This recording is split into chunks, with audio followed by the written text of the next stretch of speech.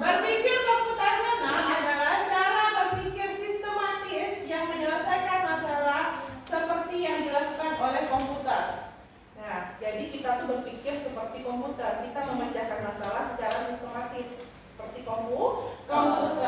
Kita belajar memecahkan masalah, mengenali pola, menyaring informasi, dan menyusun langkah-langkah logis. Itu adalah definisi dari berpikir komputasional. Terus, mengapa berpikir komputasional itu penting dalam kehidupan sehari-hari kita? Kenapa?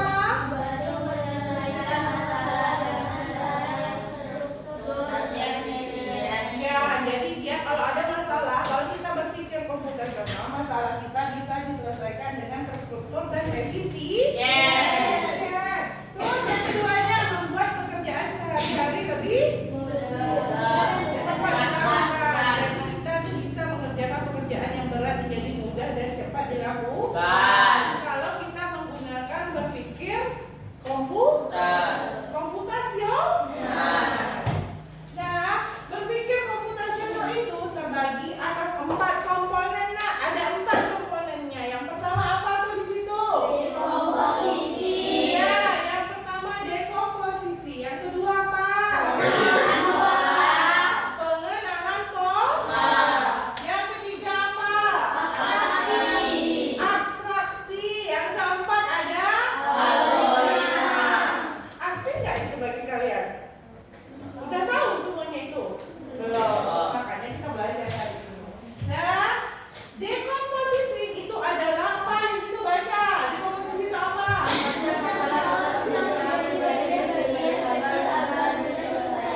Ya, dekomposisi itu adalah memecahkan masalah-masalah besar menjadi bagian-bagian kecil agar mudah diselesaikan. Contohnya apa kalau di kelas kita ini sekarang? Ya, kalau piket kelas harian ada jadwalnya enggak? Sehari ada berapa orang? Ada 3 atau 4 orang? Ada tugasnya yang bagiannya dipisah-pisah enggak? Atau satu orang mengerjakan semuanya piket kelas? Ada. Misalnya piket hari Senin, siapa angkat tangannya piket hari Senin? Nah, piket hari Senin. Nah, ada yang bagian nyapu enggak? Ya, semuanya dibagikan. Ada yang nyapu, apa lagi? Membereskan meja guru, apa lagi? Menyiram bunga. Semuanya dilakukan dibagi. Coba kamu bayangkan kamu lakukannya sendirian, berat tidak? Makanya melakukan piket kelas harian itu termasuk ke dalam dekomposisi. Yang kedua ada pengenalan pola. Apa itu pengenalan pola, Nak? Dari kehidupan atau peraturan dari kejadian atau objek. Contohnya apa? Kegiatan kita setiap paginya. Nah,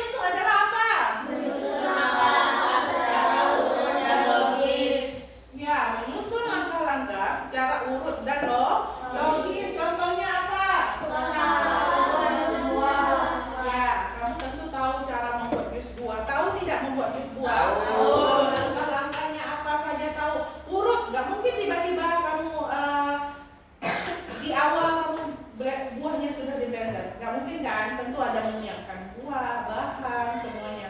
Nggak mungkin tiba-tiba jus itu jadi. Ya, tentu ada langkah-langkah.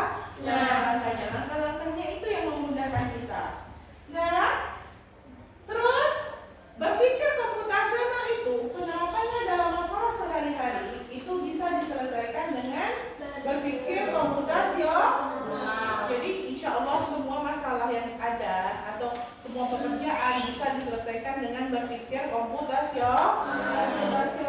Contoh kasusnya, Membuat bekal sendiri sebelum sekolah. ya misalnya membuat bekal sendiri. Ibu bilang, Arsan besok buat bekal sendiri ya. Arsan belum tahu cara buat bekalnya. Misalnya buat roti lapis pakai seres atau selai. Nggak tahu Bu, nggak tahu. Karena belum mencoba atau belum memecahkan masalahnya. Coba, ambil roti. Pertama ambil roti, terus apa? Dioles selainya. Terus ditutup lagi dengan roti, baru dimasukkan ke tempat bekal. Sebetulnya itu lebih mudah. Ya. Yang kedua, Sentiasa seragam dan alat tulis. ya, hari Senin. Kamu kalau mempersiapkan seragam hari Senin, yang pertama apa? Baju. Ya, bajunya warna merah putih. Apa perlengkapannya harus disiapkan dulu? Kaos kaki, sepatu, ikat pinggang. Itu adalah termasuk dalam berpikir komputasional, bukan langsung. Jadi harus disiapkan dahulu. Menyusun jadwal belajar. Kamu sebelum berangkat sekolah menyusun jadwal belajar tidak? Ya, ada menyusun tuh. Kamu harus tengok jadwal. Oh ya, itu berarti kamu sudah menerapkan berpikir komputasional. Membersihkan meja makan. Ya, kalau di meja membersihkan meja makan, emang lauknya harus ditumpahkan dulu. Nggak harus digeser-geser dulu. Ada caranya, langkah-langkahnya. Di sini ada contoh kasusnya, nak. Ada contoh kasus. Contoh kasusnya apa? Sambil kita baca. Masalah yang pertama apa? Saya membuat roti isi piring tanpa bantuan orang tua. Ya, tadi udah ada contoh membuat roti isi sendiri tanpa bantuan orang tua. Langkah berpikir komputasionalnya yang pertama ada komposisinya apa? Ambil roti, ambil selai, oles selai, tutup roti, bungkus. Ya, berarti itu dekomposisi. Ada langkah-langkahnya dibagi menjadi langkah-langkah kecil. Mudah nggak jadinya? Mudah. Kalau dalam pola, Lakukan setiap hari. iya. Kalau kamu udah melakukannya setiap hari itu akan menjadi mudah.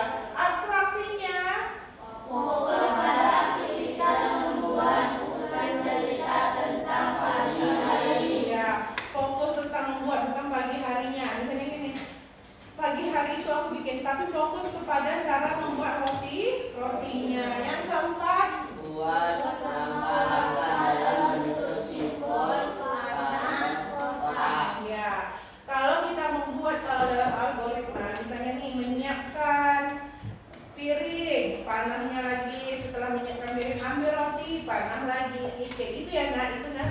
Selanjutnya itu diganti dengan panah, tanda panah. Sudah? Sampai sini anak-anak ibu sudah paham? Insya Allah paham. Ibu ada lembar kerja untuk berkelompok. Kamu diskusikan di kelompok kamu. Nih, baca nanti ditulis. Ada di kertas di belakang. Dibaca dulu,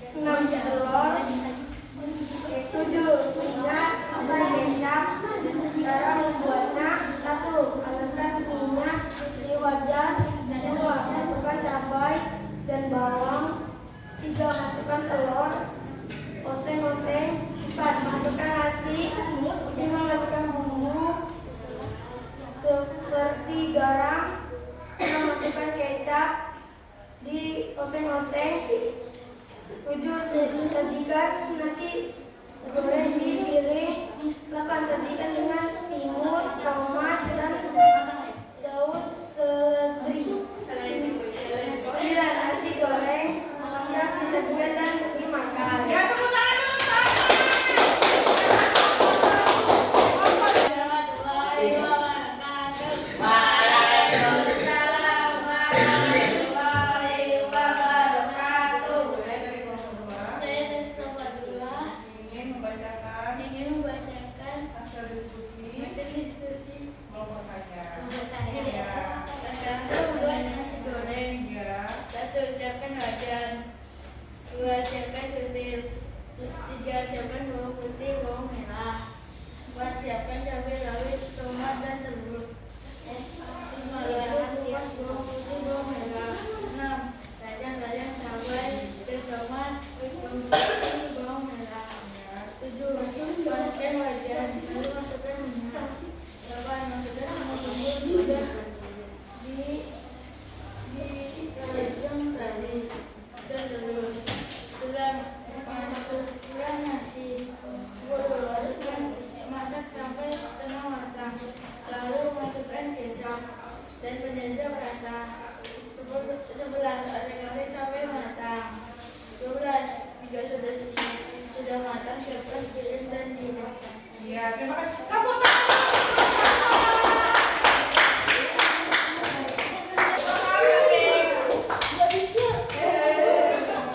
Assalamualaikum warahmatullahi wabarakatuh. Waalaikumsalam warahmatullahi wabarakatuh. Saya Saya dari kelompok 3 ingin membacakan hasil diskusi ingin membacakan diskusi kelompok kami. kelompok kami. Ya. 1. Siapkan Satunya apa? Langkah-langkah langkah-langkah membuat apa kalau? membuat nasi goreng. Ya. 1. Siapkan nasi. 2. Siapkan bumbu dan alat makan. 3. Siapkan wajan, air, dan minyak. 4. Tumis bumbu. 5. Masukkan nasi. 6. Tambahkan kecap dan aduk sampai merata. 7. Masukkan telur, lalu dioseng hingga merata.